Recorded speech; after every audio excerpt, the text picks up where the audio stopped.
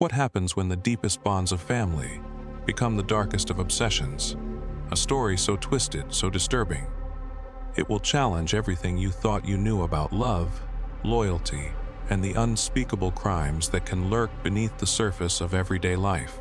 This is the case of Steven and Katie Pladl, a father and daughter whose forbidden relationship spiraled into a vortex of abuse, manipulation, and ultimately, a horrifying act of violence that shocked a community and left a trail of broken lives in its wake. Buckle up, because this is one story you won't soon forget. You're about to enter the chilling world of the incest killer. Welcome back to the channel, everyone. Today, we delve into a case that is as disturbing as it is tragic. Before we go any further, I want to issue a very strong content warning. This story deals with themes of incest, abuse, and extreme violence. If you're sensitive to these topics, please exercise caution. We aim to present this case with the gravity and respect it deserves, focusing on the facts while acknowledging the profound impact on the victims and their families.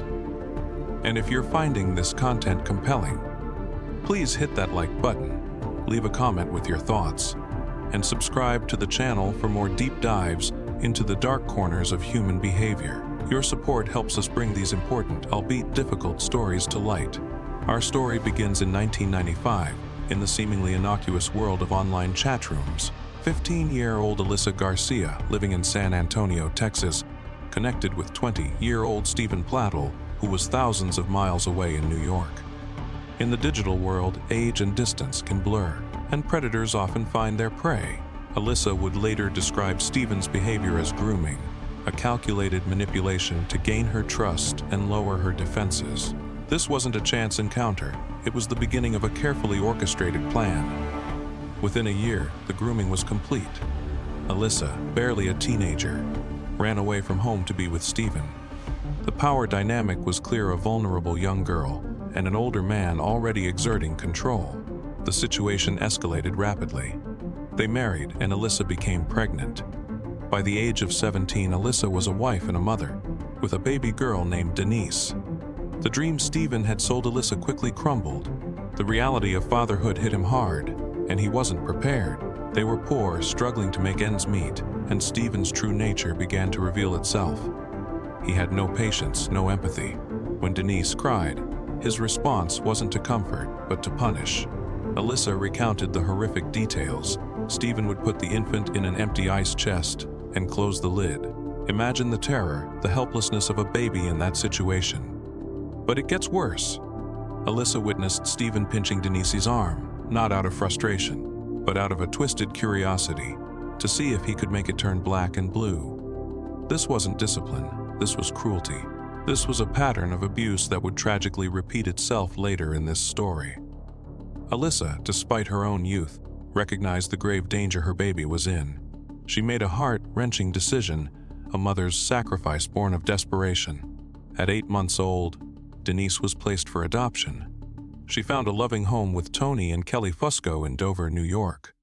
They renamed her Katie, and she grew up in a stable, nurturing environment far removed from the horrors of her infancy. Alyssa later said, "It was so hard to give her up, but I had to because I wanted her to live and be happy." Think about that for a moment.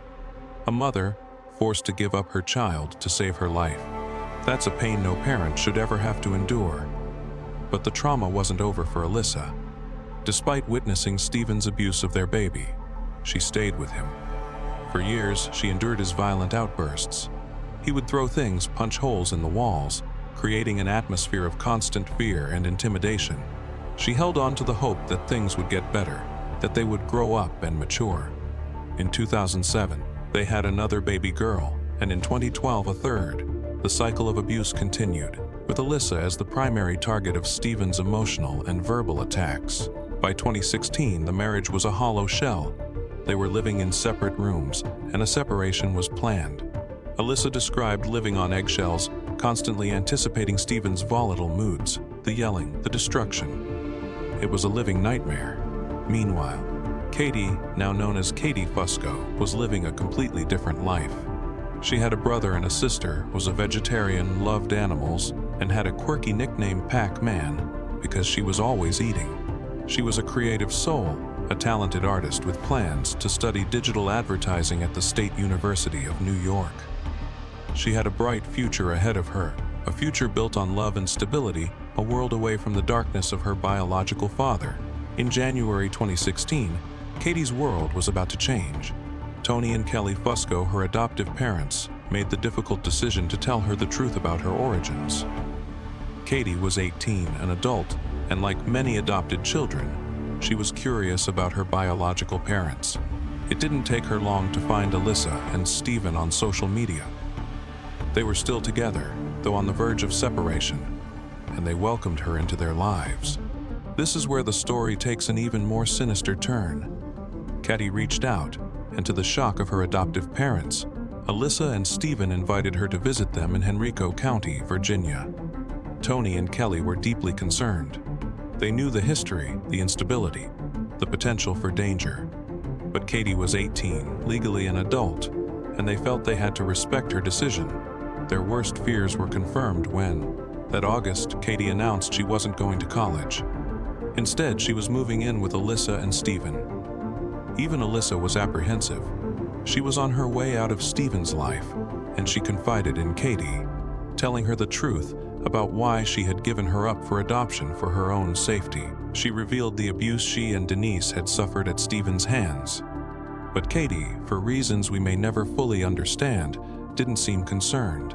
Perhaps she was blinded by a desire for connection, a longing to know her roots.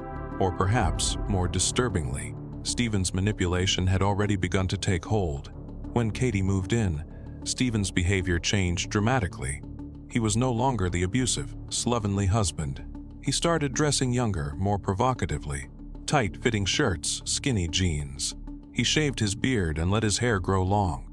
It was as if he was trying to reinvent himself to become someone else. Someone suitable for Katie.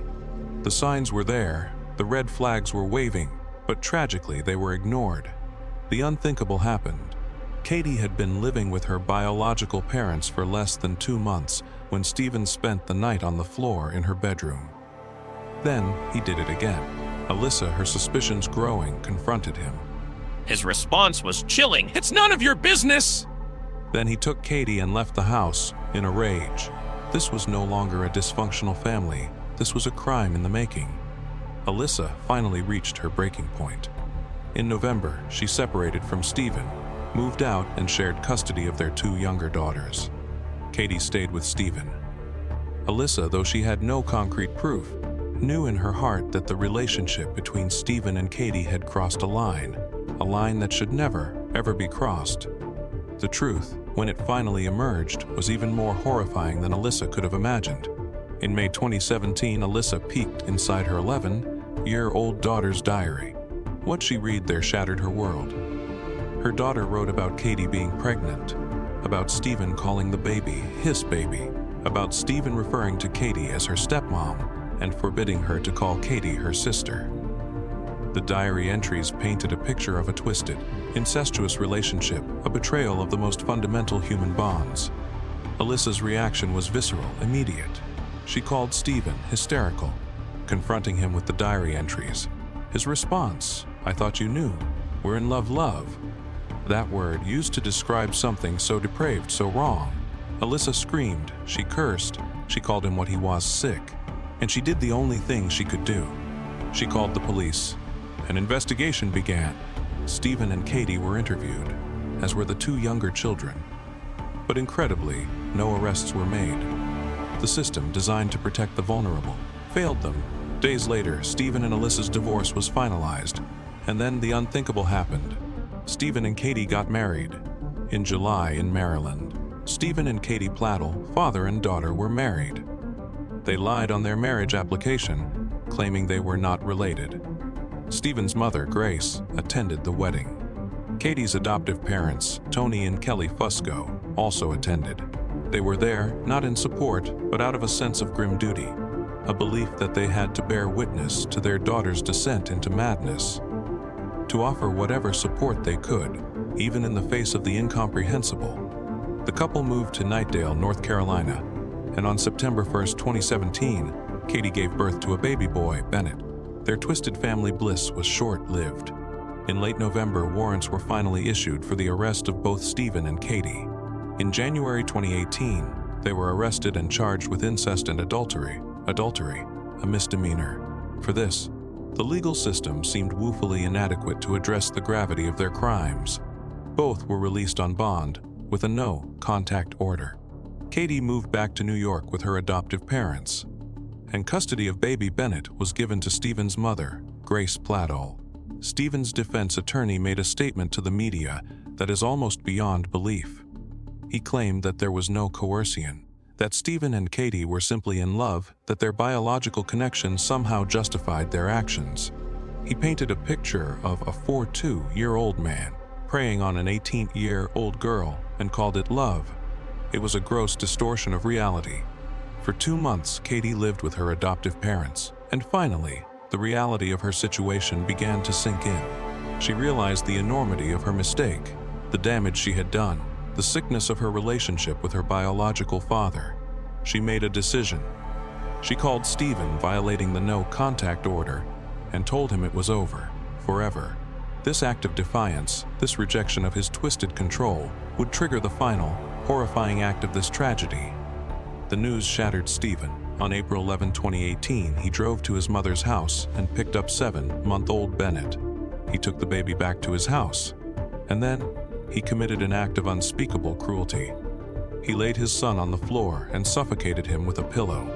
The ultimate betrayal, the murder of an innocent child. Police later found Bennett's body stuffed in a closet. This wasn't a crime of passion, it was a cold, calculated act of revenge of control. He was punishing Katie, and he was punishing her through their child. Immediately after killing his son, Steven embarked on a 9-hour drive north toward Katie. Every Tuesday and Thursday, Katie visited her adoptive grandmother in Waterbury, Connecticut. That morning, Katie and her adoptive father, Tony, left their home in Dover for their trip.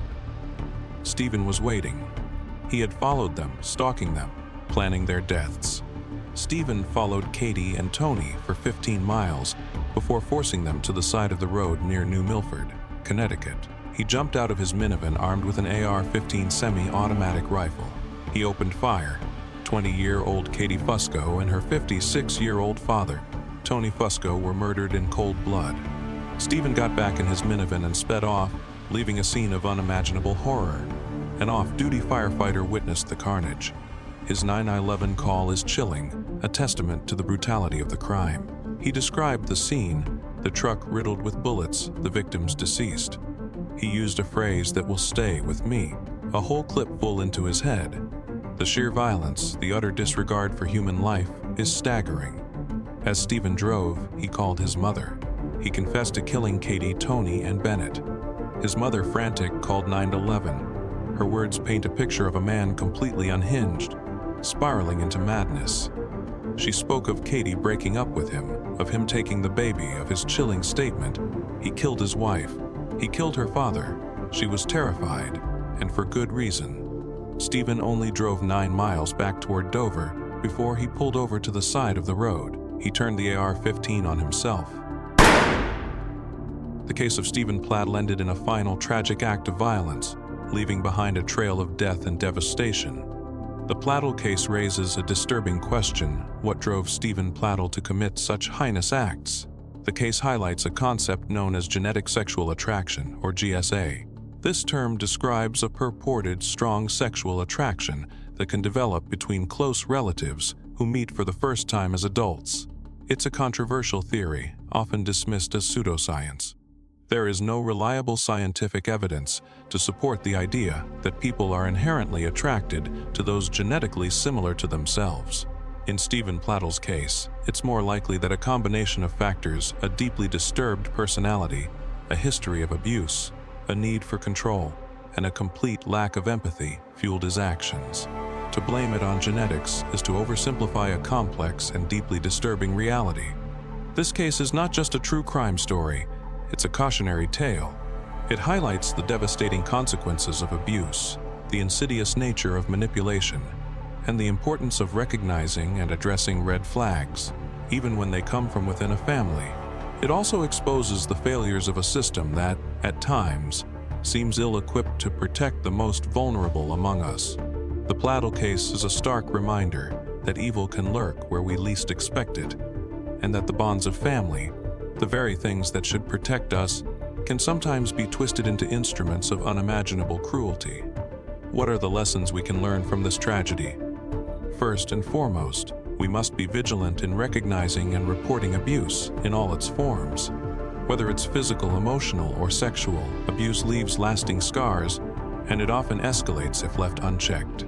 Second, we must be willing to believe victims, even when their stories seem unbelievable, even when the perpetrator is someone we know and trust.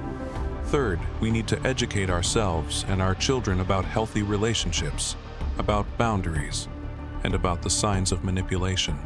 Fourth, our legal system needs to be strengthened to better protect victims of abuse and incest, and to hold perpetrators accountable for their crimes, no matter how powerful or manipulative they may be. Finally, we must remember the victims. Katie and Tony Fusco and baby Bennett were innocent lives stolen by an act of unimaginable violence. Their memories should serve as a reminder of the importance of fighting for justice and of working to prevent such tragedies from happening again. The Pladl case is a dark and disturbing chapter in the annals of crime. It's a story that will stay with me, and I hope it stays with you. It's a reminder that we must never become complacent, that we must always be vigilant, and that we must always stand up for those who cannot stand up for themselves. Thank you for watching.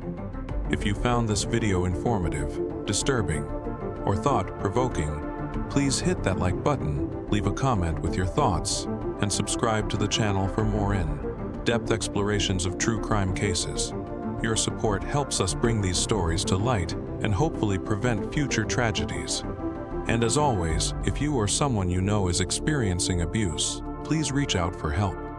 There are resources available, and you are not alone. Until next time, stay safe and stay vigilant.